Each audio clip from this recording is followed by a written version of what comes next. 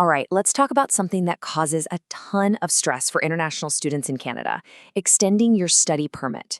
We're going to break it all down today so you can turn that anxiety into a clear, confident plan. You know that date. It's printed right there on your study permit. And it can feel like a ticking clock, right? It feels like the one thing standing between you and finishing your degree, basically putting your entire Canadian dream on a timer. So, that date is coming up. The first thing to do? Don't panic. Let's think of this less as a crisis and more as a challenge that you can absolutely beat with the right information. Look, we get it. This is so much more than just filling out some forms. This little piece of paper is tied to your education, your future, your career, your ability to just focus on your exams instead of worrying about your legal status. The pressure is absolutely real. But here's the good news. To get through this, there are really only two super important concepts you need to burn into your memory. Think of them as your golden rule for when to apply and your legal safety net for while you wait.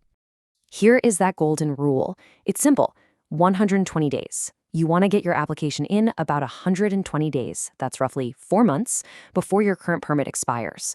Why so early? Because processing times can be long and unpredictable, and hitting this window is what unlocks that safety net we're about to talk about. It is so important to get that timing right. And this is that safety net. It's called maintain status. And honestly, it's a lifesaver. It's like a legal bridge. It means that as long as you applied before your old permit expired, you can legally keep studying. And if you were working, you can keep working, even after your permit's expiry date, all while you wait for a decision. Okay, now you need to pay close attention here, because this is what I call the maintain status trap. Do not leave Canada while you're on maintain status.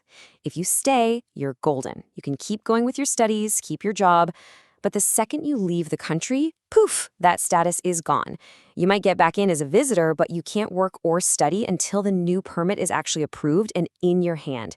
It's a huge risk. All right, so you get the rules, but how do you actually qualify?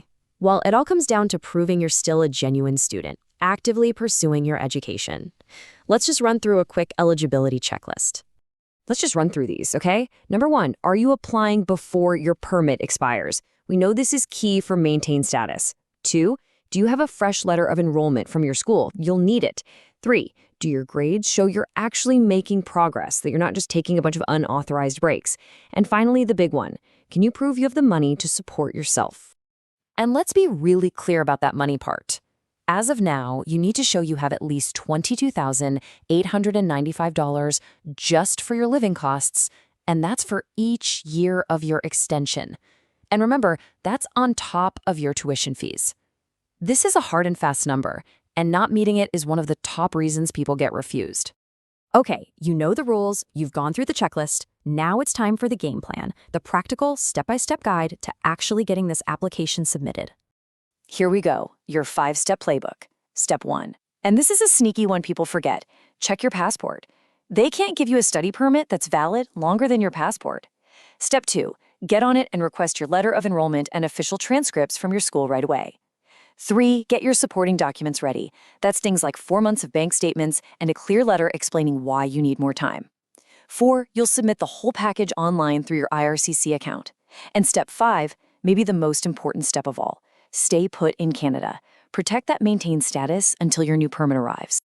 Now for the part everyone really needs to hear. Let's talk about the danger zone. Seriously, knowing why other applications get rejected is probably the best way to make sure yours doesn't. These right here, these are the top 3 application killers. First up, academic stagnation.